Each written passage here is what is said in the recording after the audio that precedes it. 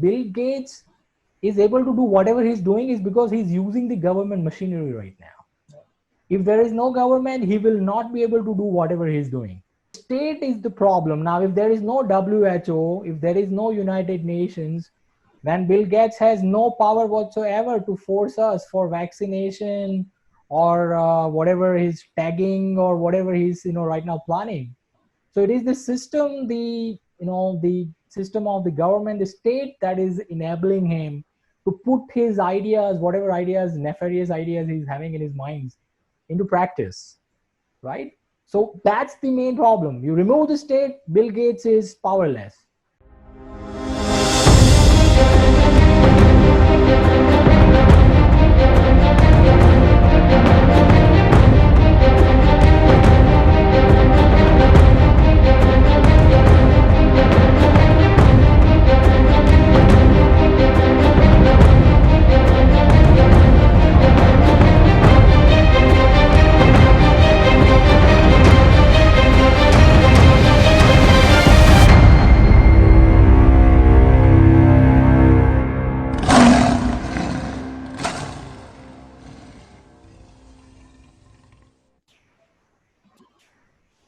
Hello everyone, welcome to my channel Anarchy for Freedom, India's home for conspiracy research and free thinking.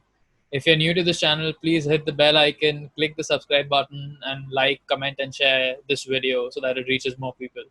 Today, I'm very happy to have our returning guest, who always comes on and gives us a lot of insight with respect to his academic background and his knowledge, Dr. Madhusudan Raj.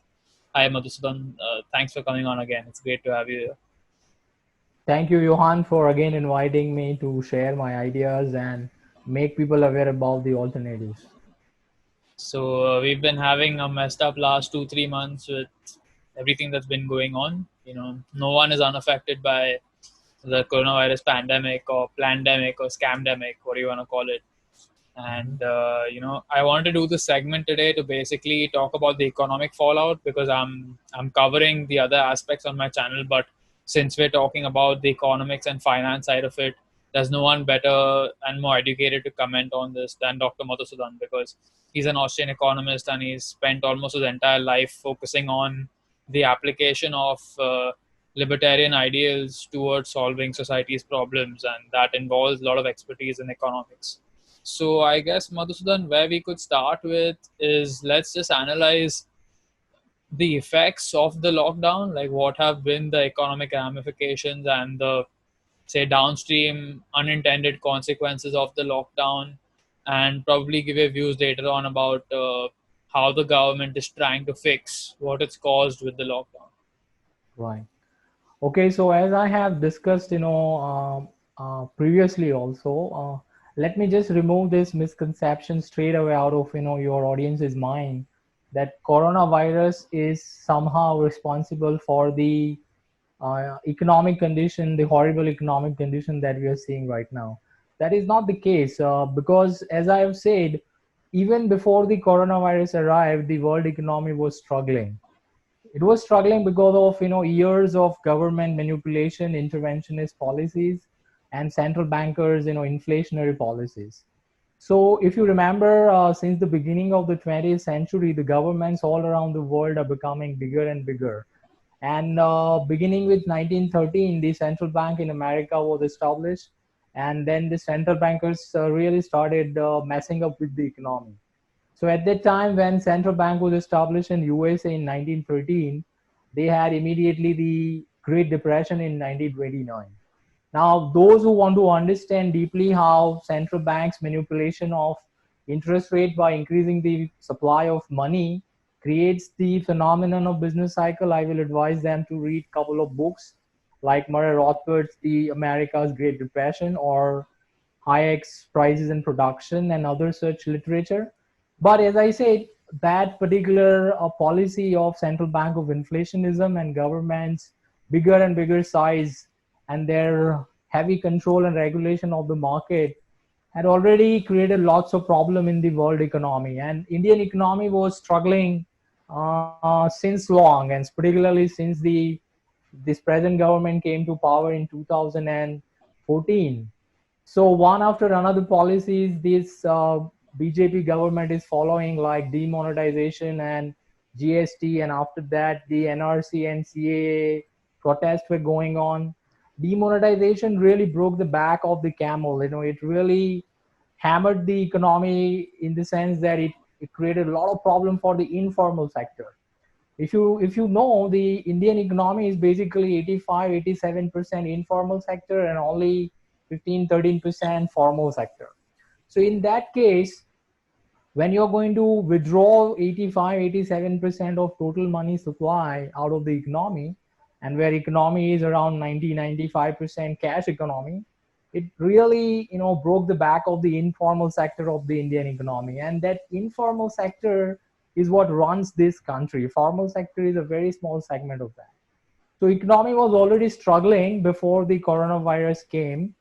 If you remember, since last 6 quarters, the GDP was continuously declining, and even before the COVID-19 lockdown started, the growth rate was something like 5%. And we had some of the So highest inflation on record as well, right? we had higher inflation, and we had highest 45-year high unemployment before the lockdown started. So unemployment rate, according to the Center for Monitoring Indian Economy, which is an independent organization collecting data on Indian economy, the official, unemployment rate was around 8% during that time itself. And after the lockdown has started, the economy has completely stopped down. So economy was already slowing down. And after demonetization came GST, and that really messed up the businesses. GST created so much of uncertainty into the economy that doing business almost become impossible, particularly for the small and marginal businessmen, because they don't have the wherewithal to kind of deal with the GST infrastructure. Big companies can hire people from outside, tax consultant, and they can install the software and sophisticated machinery to comply with GST. But small entrepreneurs, they cannot do all those things. So their mind were, their time and their energy were kind of diverted from production and from satisfying the consumers' needs to fulfilling all these GST requirements. And remember, this government is kind of very erratic in the sense they go on creating lots of uncertainties.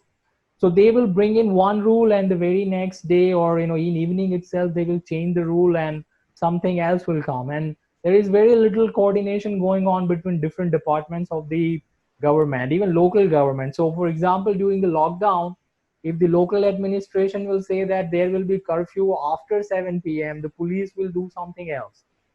So everybody is interpreting the rules and regulation in their own way. Every man is making their own law. Now into these kind of uncertain environment, doing business becomes very, very difficult. Second thing is there is no security of property also. Businesses are very, very kind of businesses flourish where private property and our bodily property is safe. But in India, that is not the case. That before the lockdown started, there was a lot of harassment of businesses for tax compliance purposes. So there was this phenomenon going on of tax terrorism. So The many of CCD the owner comes to mind. exactly, the CCD owner committed suicide because of this tax terrorism, and many business people were also complaining. For example, Rahul Bajaj was complaining about this tax terrorism. He's There been is no complaining now certain. about the lockdown as well. He has been now complaining about the lockdown as well. He was complaining about the tax terrorism and the GST's complexities and everything also. But other businesses who were not complaining, they were also getting harassed. So an income tax department was also very, very aggressive in their pursuing and sending notices to everyone. So in these kind of uncertain environments, businesses cannot do business, and they cannot make any kind of future planning of investment and reinvestment. What we want in our life is stability. What we want is little bit of certainty of future, because we as a human being don't like uncertainty.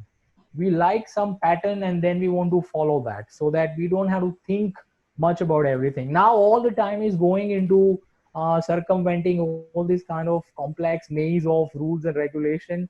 So economy before the lockdown began was already struggling, and as I am saying, since long economy was dead, and the lockdown actually buried this economy some 10 feet under the ground now. So since last 2 months, all the businesses are almost completely stopped. All productive activities have stopped. We all know about the migrant workers problem, so I'm not going to talk about that. The country has become a land of total misery and apathy. Nobody is caring about anyone. So in these kind of environment, economy is completely finished. So I think yesterday the data came out, even the official data is now saying that before the lockdown began, the March quarter GDP was 3.1% only. Now that means, remember what the former chief economic advisor of Narendra Modi government, Arvind Subramanian, said in his study, that this government is overestimating the GDP numbers by around 2 to 2.5%. So if we go by that, and we all know that all these GDP numbers are heavily manipulated, all government statistics are heavily manipulated, then the economy is actually in the reverse gear right now. All these production activities have absolutely stopped. Now the GDP number for the lockdown period will arrive, and I think various rating agencies are already citing that the numbers are going to be negative. So that economy was already slowing down, and the lockdown just completely finished and buried it deep under. Now coming out of this is going to become very difficult, especially when the government is continue to do all the kind of wrong things that they are doing already. So let me talk about what steps this. So what I'm saying, in a very succinctly, let me tell you, is the mess is not because of the coronavirus. The mess is because of the government's interventionistic policies, totalitarian controls over the economy and our lives, and the central bank, which is RBI in India, their inflationary policies, their printing currency, printing money, and through that manipulating the market interest rate. These two are the major factors for economy slowing down and economy's problems. I would And also add a ultimately, very important third factor being the mindset of the people who are watching and the other people in India itself. Because, the kind of policies the government has brought, like demonetization and GST, in the ordinary person's mind, they kind of get justified by thinking that, oh, black money is evil and it needs to be abolished. And what you're calling the informal economy is actually the sort of criminal underground economy that needs to be taken away, and in India needs to be got into the mainstream financial system. These buzzwords you keep hearing about financial inclusion and getting the poor in the banking system with these bank accounts that they created. All of this is also tacitly supported by the inaccurate, highly flawed understanding of the people as well. that is a democracy's problem, so that we can discuss some other time. And ultimately, it all boils down to the culture. And let me tell you that culture ultimately boils down to the genetics, or genetics in the sense, the gene culture, evolution that goes on. So underlying culture of the people is like that, and democratic system makes that more dangerous, because the majority, which is doesn't understand, the masses who doesn't understand anything, they go and vote for different kinds of governments. So they are installing these kind of people, and ultimately voters are irrational. If anybody is thinking that voters are rational and they understand everything, then nothing can be more further from the truth than that. You just have to go and visit some voting booth on the day of election and see the characteristics of an average voter, and you will understand what horrible system democracy is. I have worked in this system as a presiding officer in 2014 election, so I know it very well. And even if you haven't worked as a administrator in this system, then also you just observe and you will come to know. So that obviously is a problem, because all these leaders are elected by ultimately people themselves. So it is their desire, and many times inside they feel that there is something wrong, but they don't have the courage to openly go and criticize and openly go and oppose the government, oppose the wrong that is happening. Because in Indians, morality is not there, and these kind of positions requires very strong moral principles. If you have a moral principle, then you get the courage also to oppose the wrong. Doesn't matter it is done by BJP or done by Congress government or somebody else. That itself is a very wrong battle. BJP or Congress, that battle is very, very wrong. It's the system that is dangerous. So anyway, I'm talking about RBI and the government's interventionist policy. So after the lockdown, what this government has done is Narendra Modi has come up with this new slogan or new policy of what they're calling Atmanirbhar Bharat, or what they're calling self-reliant India.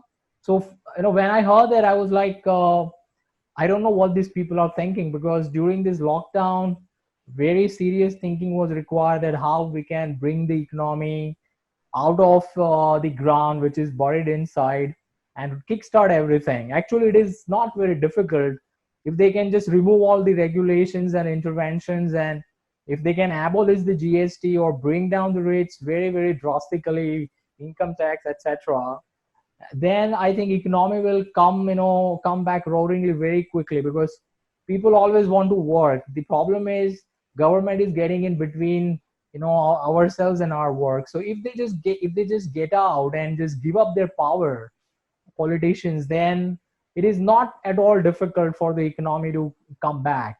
But I know that politicians are not going to give up their power very easily, or not at all, and that is our actual problem.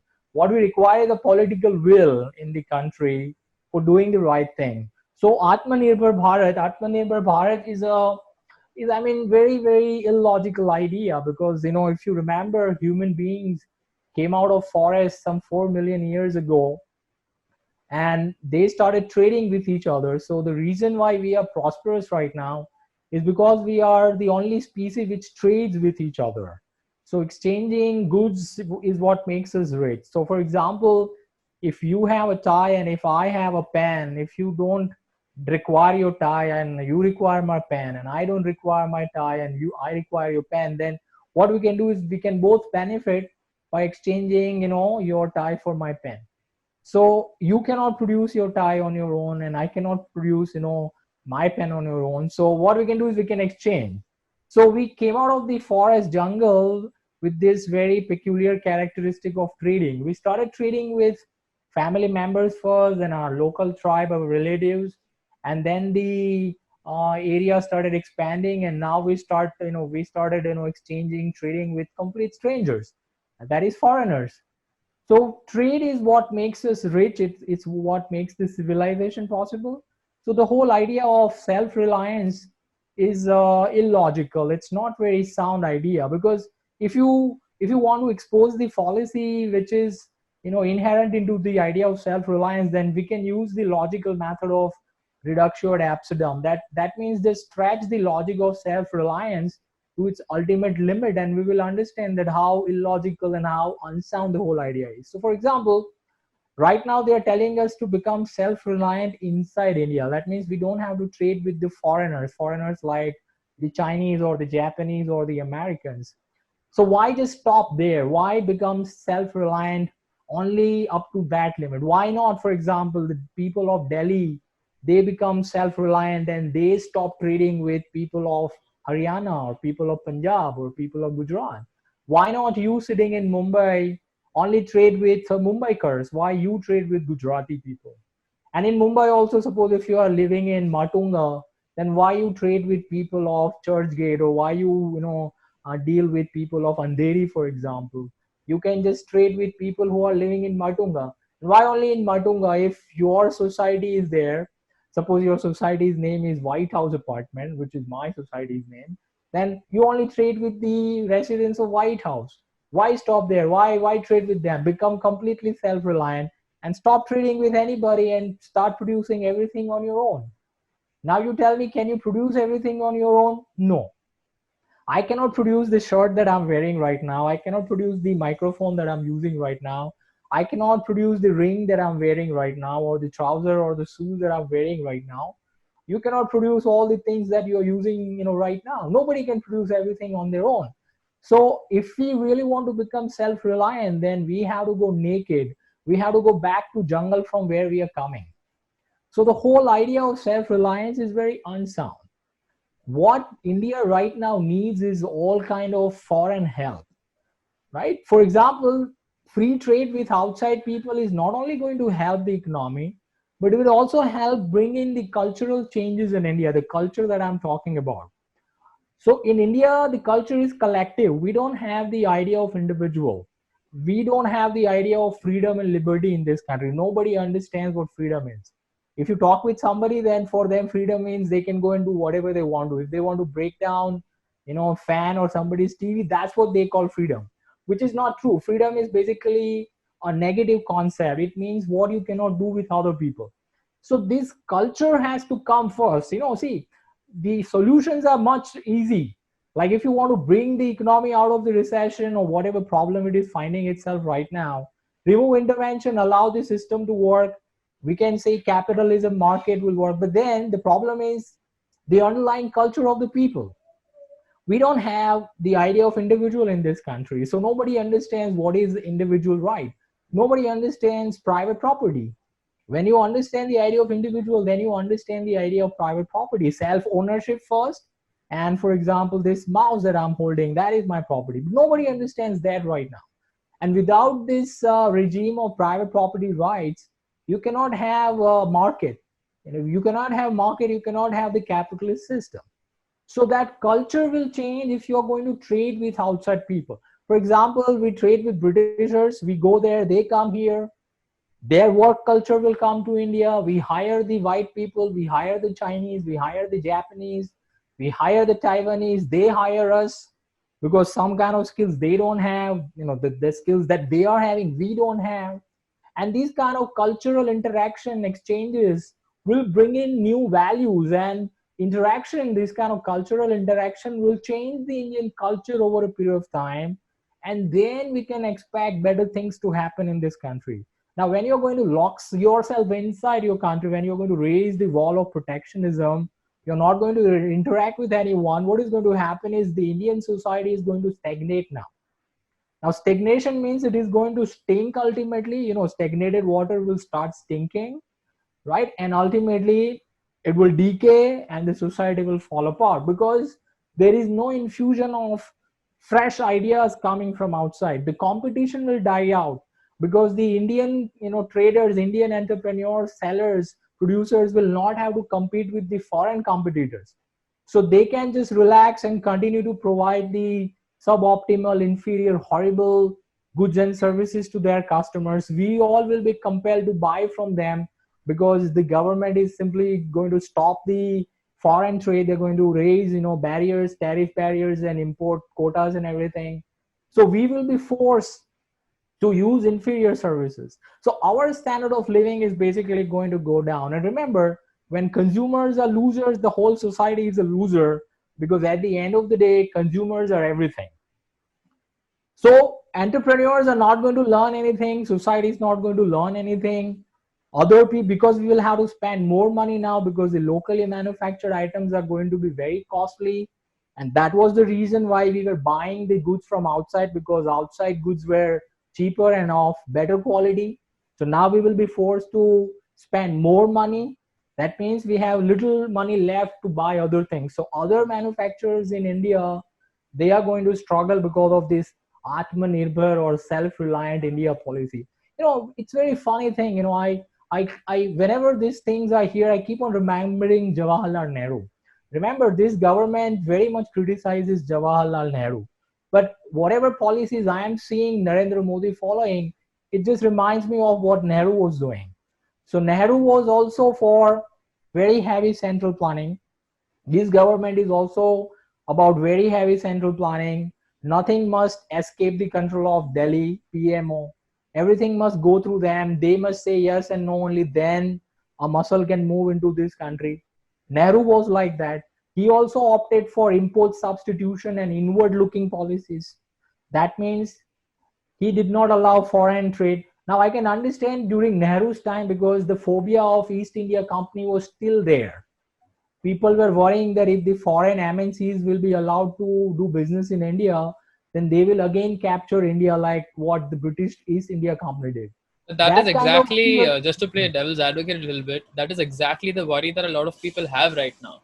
Because, I mean, people can understand that, okay, if we set up boundaries and if we follow protectionism and nationalism to its logical conclusion, it'll basically result in everyone becoming an island to himself, where everyone has to produce everything by himself. But it's like, because of this Swadeshi kind of mentality that a lot of people have, they've grown sour with a lot of MNCs because they associate the multinational companies with coming in and destroying our culture and like flooding us with fast food and the pharmaceutical cartel and everything. So they basically want to move from supporting them towards supporting like homegrown organic kind of system. So what is the problem in their mindset according to you?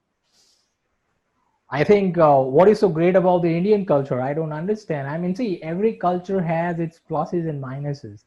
It is up to us what kind of values we want to learn from the foreigners. Right now, the problem, what the problem is, for take for example, Bollywood or local culture, Hollywood movies. We, most of the Indians think that the kind of movies that Hollywood makes represents the Western culture, which is not the reality. That kind of movies are ghetto culture, the lowest strata culture in America. The real Western values, like as I said, morality, rationality, individuals, rights, private property, peace, these kind of things Indians are not learning. So it is up to us what kind of values we want to imbibe from the foreigners. What we can do is that we can learn the good values and discard the bad values. No culture is perfect. But if you're not going to interact at all with somebody outsider, then how are you going to change? And thinking that Indian culture is the best of the best and it is great and there are no flaws in Indian culture is I think chimera, is utopian thinking. There are so many bad things in India. I mean, remember, if Britishers came over here, they did many good things also. Remember Raja Ram Mohan Rai, who is known as the architect of modern India, who he was very much influenced by the Britishers. In fact, he was buried in London. He's not buried in India. So they brought the English education, and it was Raja Ram Mohan Rai who lobbied the viceroy of that time to bring in foreign education, English education, Western education in India, instead of starting a Sanskrit university in Calcutta. So that kind of, everybody who came from outside, Gandhi studied in UK, Nehru studied in UK, they were all influenced by the foreign ideas, and that is how they brought the independence movement in this country. Gandhi, for example, was very much impressed with the writing of people like Henry David Thoreau or Leo Tolstoy. So these ideas, they come from outside. Even Indian ideas, this Marxism, for example, the leftist Marxist ideas, they are not homegrown. They come from outside. Karl Marx was not an Indian. So what we have good in India, we accept that absolutely. But what we don't have, something which is bad, we must discard that. And if something we find good from outsiders, then why not learn that?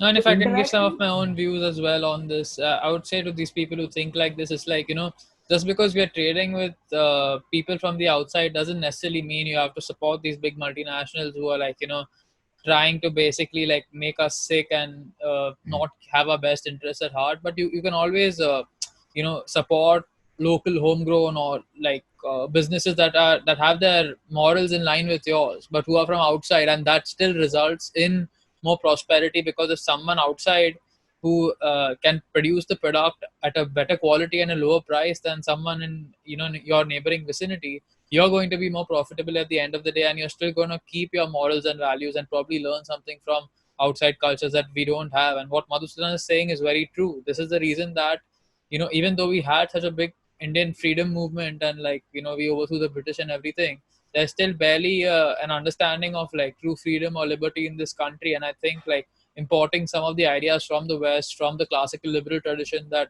basically like created the American independence movement over there, getting some of those ideas out here, and that would actually like help us go a long way forward. And even the ideas that we both are speaking from right now, like drawing from the Austrian school and the libertarian school, a lot of the academic work that has been done in actually figuring out how society can function without the state has been done by impeccable authors abroad, and barely anyone in India is doing this stuff other than Madhusudan on an academic level. So there is a lot of merit to trading with people from abroad for a wide variety of reasons, like I just mentioned.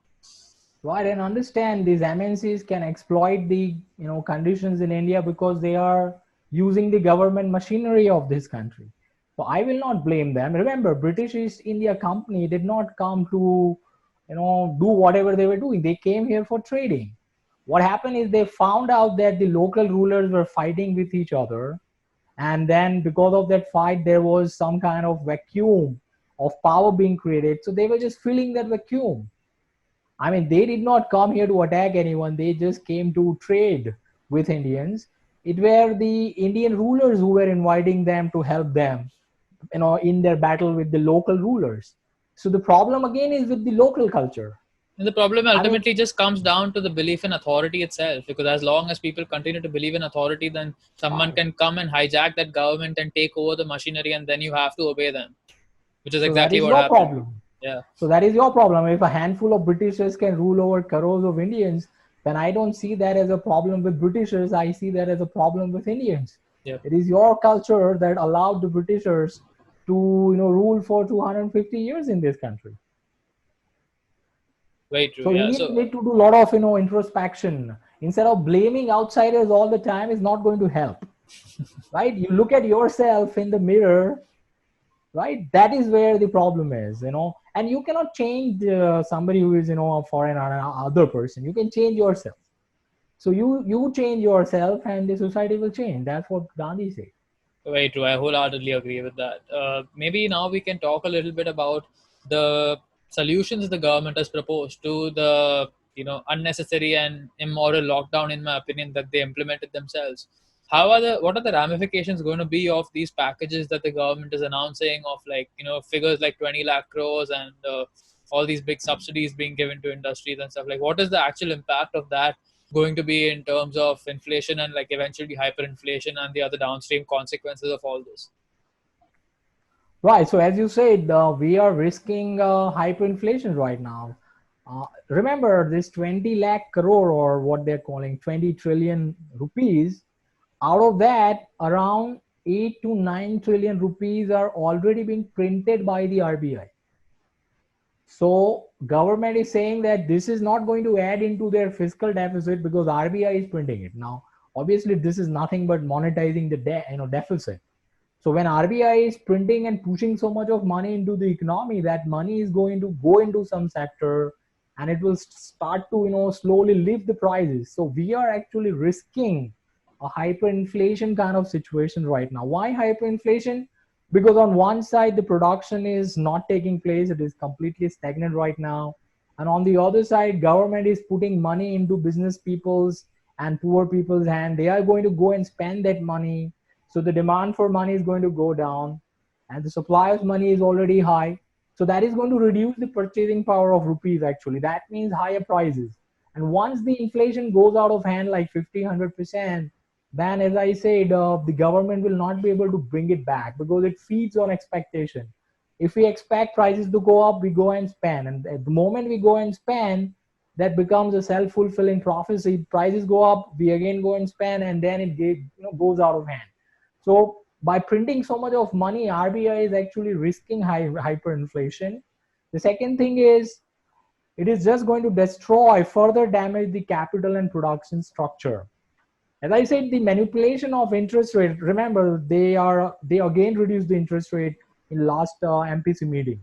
So this governor Saktikanta Das, since he came to power like 1.5 years ago, he has reduced rates by some 6 or 8 times, which is a record right now.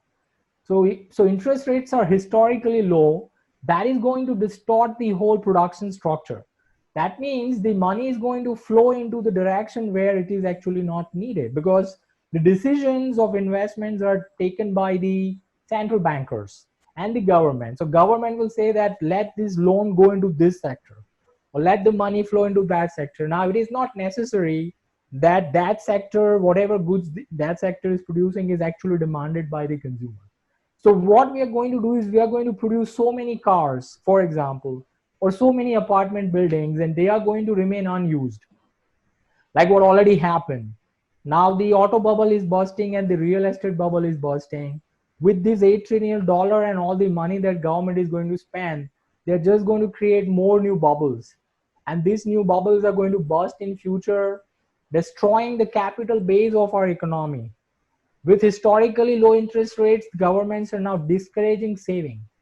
So when you're not going to save, the investment fund is not going to come forward. And without investment and capital accumulation, there is no higher future income, there is no growth, there is no progress.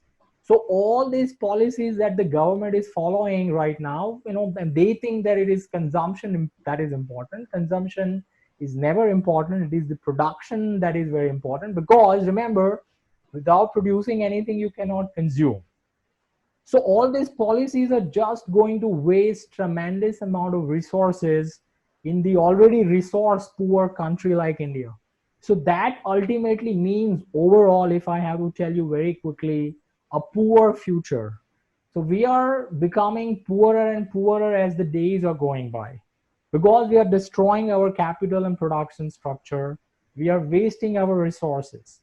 What was actually required was the government to tighten their belt, reduce their expenditure drastically, leave a lot of money in the hands of people. People will know where they want to spend their money, and that would have immediately started the investment going and the economic activity going. But with the central planning, the government is in control of everything. And remember, central plannings always fail, because socialism cannot calculate economically. Governments don't know where is the actual profit and where is the actual losses. So ultimately, there is nothing positive going to come out. We are going to waste resources. We are going to become poorer and poorer as the day go by. And ultimately, I feel like we are going back to jungle. Yeah, and it is almost impossible for the government to like give up its own power and implement the solutions we are suggesting unless people understand these ideas themselves and put like direct pressure through non-cooperation and other means to actually reduce the state's power itself over them. They're not going to come and do it for us because they will eventually want more taxation, because simply because of the amount of debt that they are undergoing in order to be able to finance all these social welfare programs and bailouts that they're doing right now. So that grip is going to keep tightening and tightening on us until we finally realize the main solution and put pressure on society, on our friends, on our family, and make everyone understand this and then start to implement it in real life. That's the Okay. only way things are going to change. Okay. Let me just add one more thing, Johan. Anybody who is looking for a solution out of this mess, I do not think so. The solution is there. Solution in the sense something positive. This is going to continue, and ultimately what I see is a big reality or a big possibility of Indian nation state itself disintegrating. We are already seeing border areas are now on fire. China is becoming very aggressive on the Ladakh front, and Kashmir is also igniting again. And as the central government will become weaker financially and economically, India is internally exploding right now. You can see the states have started fighting in between. So the Uttar Pradesh chief minister recently was saying, Yogi Adityanath, that if other states want to get the UP and Bihar, UP migrant worker, then they have to ask for his permission. So states are now fighting, and ultimately this will result into the disintegration of this country. That will take time, but it can happen also very quickly, because it takes a lot of time to build something, but it takes very little time to just bring it down. Unraveling will be very fast. So I see here and there all these indication that where we are going, Indian nation state, I do not think so will survive for very long. It is not going to survive forever for sure, because every state's collapse in the end. Financially and economically weaker state means it is not going to be in a position to defend itself. So outside will take the chance. You can see Nepal is becoming very, very belligerent now. I mean, 10, 15 years ago, Nepal could have never thought of becoming so aggressive against India. But now they are demanding that the Indian government remove their troops from Kalapani areas. And they are claiming some of the territories that India is already claiming. Whether they are backed up by China or not, that doesn't matter, because now if Nepal is also going to become very aggressive, then tomorrow Sri Lanka will become aggressive, and obviously Pakistan and China, they are aggressive in any case. So the border areas, we are going to see splintering and ultimately the collapse. So, and I think that is what is required, because ultimately when the nation state, this giant nation state, which was put together by Patel and Nehru forcefully, when that will collapse and India will go back, the Indian subcontinent will go back to its reality, historical reality of small, small independent principalities. then maybe we'll have better chances of implementing new ideas. So that is the direction in which we are going. I do not think so this situation can be salvaged now. Yeah, the sort of light is always the dimmest right before the sun sets, so to speak, until the dawn arrives. So we might be looking at a grim future, but it's ultimately pain and sort of wearing down of old institutions and ideas that actually paves the way for us as a species to move forward and to be able to seize opportunities in order to build a future that is in line with what we want instead of what has been forced down on us. So I guess before we go to the solution as to like what individuals can do in times like these to actually like keep themselves afloat and manage to come out of this in a relatively positive fashion compared to others.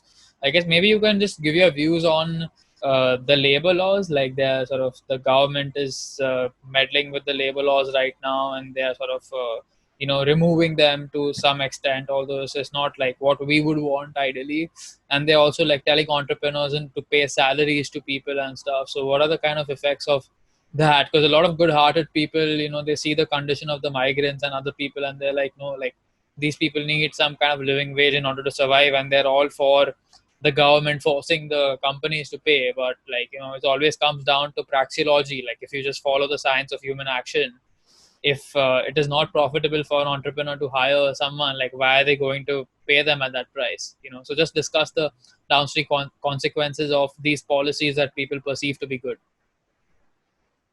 See, in the first place, they should have not installed all these labor laws to begin with, because all this labor legislation, what they do is that they just create unemployment, nothing else. Because they don't allow the market to function properly, the labor market. If the wages are flexible, if they go up and down according to the underlying changes in the demand and supply condition, then the market will clear. So if there is excess labor available in the economy, in the labor market, then that will suppress the wages, and all these extra labor will be absorbed into the employment, because now employer will not have to pay them higher wages. If the wages are very high, then that will bring in fresh labor supply, bringing the wages to its natural level again. What this legislation, for example, like minimum wage law or employment protection law or maternity benefit law or bonus or payroll or wage equality laws, what they do is they interfering into the functioning of the labor market, and by doing that it just creates unemployment, nothing else. So if they want to remove it, then I think they should remove it completely. Why just soften it up for a while? Just remove it, and whatever poor people or whatever migrant laborers we are having, we can take care of them with private charity. As I said, they can just abolish the GST, let's say bring down the income tax rate or abolish the income tax for 5 years or 3 years, for example. Something like Lagan can be done, right? If Britishers can forgive the taxes of poor farmers during the time of famine, then this is our own government. Why can't they just let go a little bit of revenue right now? They can just say that, see, in any case, the government is saying that we have to take care of ourselves. We have to become Atmanirbhar. So to become Atmanirbhar, we require our resources. So just give us our resources back and we will take care. The government, I promise you don't have to worry about anything. Okay, you just remove all the taxation and everything. We have a lot of money. We will do private charity. I mean, there are many good Samaritan, in India who will come forward and help the migrant workers. And it is Because only the remember, good Samaritans who are doing the work right now. Actually, if you go to see on the ground, the government is barely, exactly, hardly doing anything. Yeah, it's just people like us and other government is people who are, only government is only creating more problems. That's it.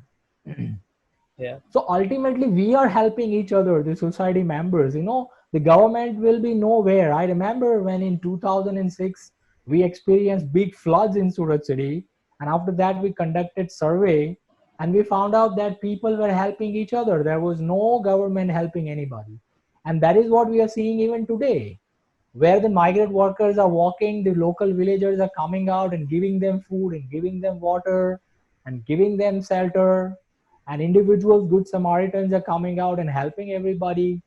So, and there are many unsung heroes. Those who are taking videos are people who are maybe hungry for popularity, but there are many unsung heroes who are helping these people without any kind of credit. So private charity will always be there. We don't do private charity right now because what we think is that we have already paid our taxes, and it is the job of the government to take care of all these migrant workers or poor people. So we think that how much more we are going to do, we are already paying our taxes. But if we don't have to pay our taxes, then that instinct or helping each other will come up again, No, and and look, private charity will come. despite the heavy levels of taxation, we are still going out right now and helping people in times of need. So, like, people just need to imagine if the government actually reduces the tax rates and reduces stranglehold on, like, the tight control of everyday movements of people's lives, we will actually be helping each other out more. And as we see in times like these, the government is not helping people to a large extent. It is people like us who are helping. So, what do people want? Do the people want more taxes to the government so that we are forced to sort of pay our fair share, or as we see in reality, like, shrink the government and give more resources to the people who actually own them so that they can actually go out and help people like it's happening right now? Right. Not only private individuals will help, but religious establishment, for example.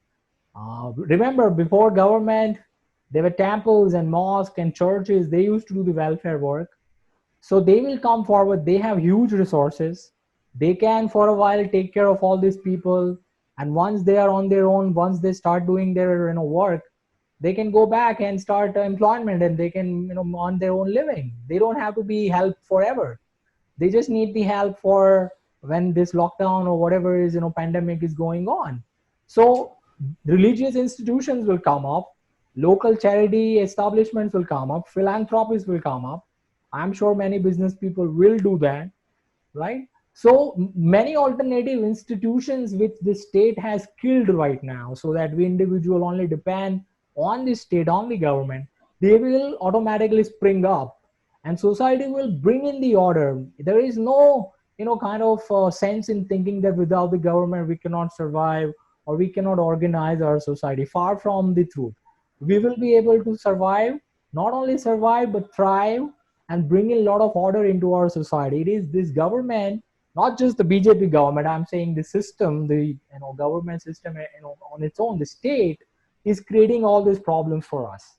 So they can just give the tax breaks and allow us to help each other. And I'm telling you, we will be back from this mess within few months time if the government just simply gets out. And But they are not going to get out. That's the problem. surely those philanthropists you're speaking about will be much better than Bill Gates, who's like involved to a large extent behind driving all Well, of this right now. yeah, I don't have, see, Bill Gates is able to do whatever he's doing is because he's using the government machinery right now. If there is no government, he will not be able to do whatever he's doing. So yeah, I If saw an it is, important picture the other day that it basically said the real enemy is not the rich, but it's the rich people who use the government to control you. So that's who right, we so need to be it's focusing on.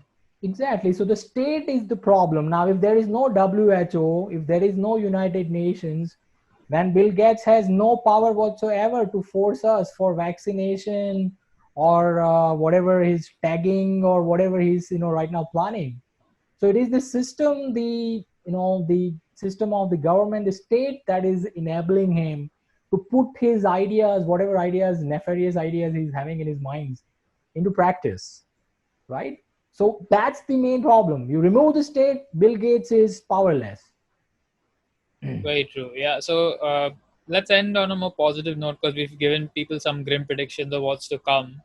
Uh, and I guess our message is just going to be the same as every time that we talk about solutions. At least when it comes to the financial realm, it is all about like understanding how the banking system works and eventually like taking your wealth out of the banking system. Because we're seeing right now with this whole virus scare, one of the main agendas that's being pushed, which is something that the power structure on the planet has wanted for a very long time, is the elimination of Right. cash so that we get Right. trapped in the technocratic control grid.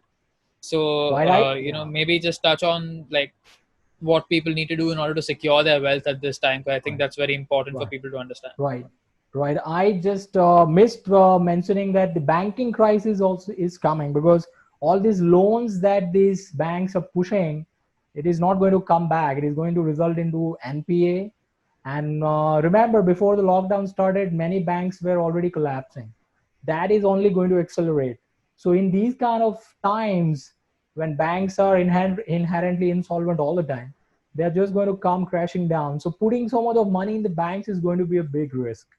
Right now, for the middle class, people with not a lot of money, the only easy option is the precious metals, gold and silver. As I have always said, you can talk about Bitcoin if they are ready to understand and know the risk, pluses and minuses of Bitcoin, then they can go into that. That you can talk about. I always prefer gold and silver. They are the safest, kind of precious metals to store. I mean, I don't like them because they are just going to reduce. I mean, lock in the purchasing power.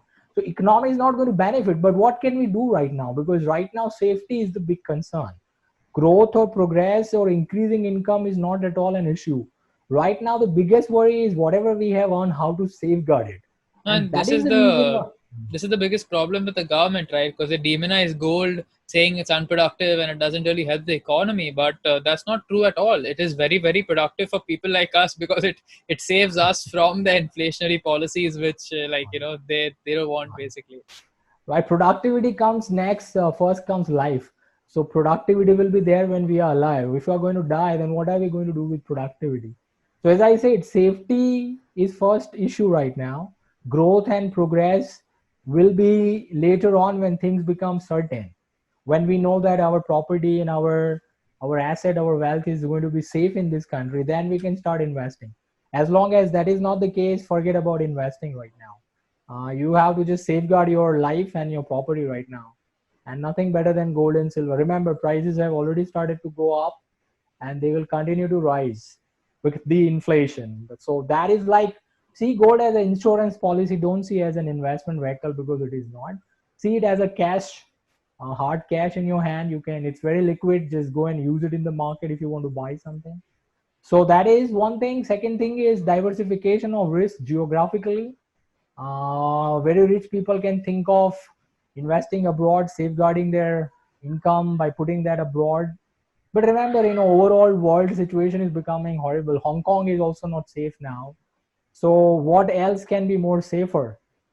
Tomorrow Singapore can also blow up. We don't know, right? So uh, something that is in your hand is preferable right now.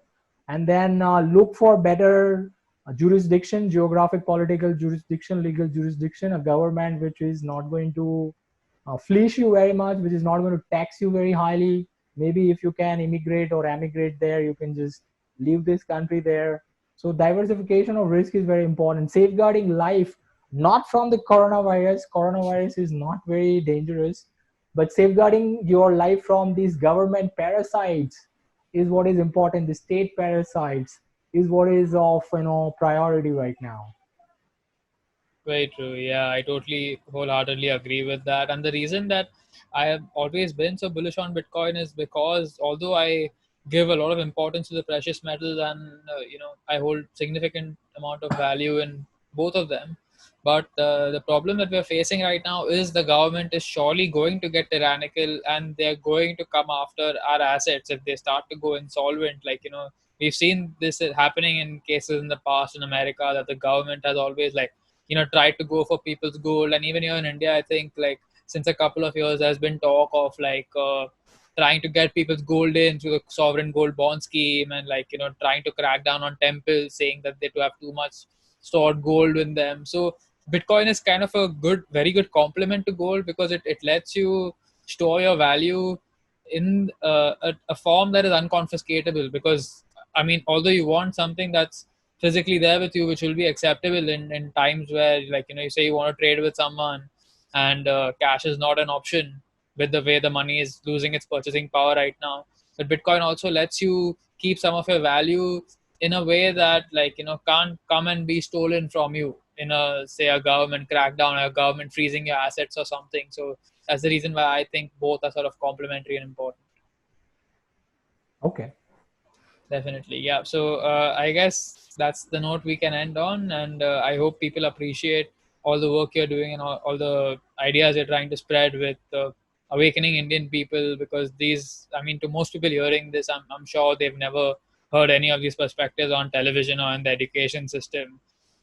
So maybe let viewers know where they can find your work and check out some of the stuff that you're doing in India. So I have my own institution called Mises India Institute. So they can check all my articles and other my workshop and everything that I'm doing on misesindia.in. In July, we are coming up with our regular workshop of Libertarianism 101. So if some of your audiences want to understand the idea of liberty, they can come to Surat and attend that workshop. Mises India has its YouTube channel also where we keep on putting different interviews. I have also my own YouTube channel where I put my own analysis. Madhusudan Raj TV, they can find out on YouTube. So these are the places where your audiences can follow my work, mainly on Mises India Institute website, misesindia.in. All right, great, Madhusudan. Thank you so much for coming here. And to the audience, please do your bit, like, subscribe, and share this video so that you can help spread the message of liberty and freedom to other Indians around you. All right, great. Thanks for coming on, Madhusudan. Have a good night. Bye. Thank you, Johan. Thank you very much. Good night.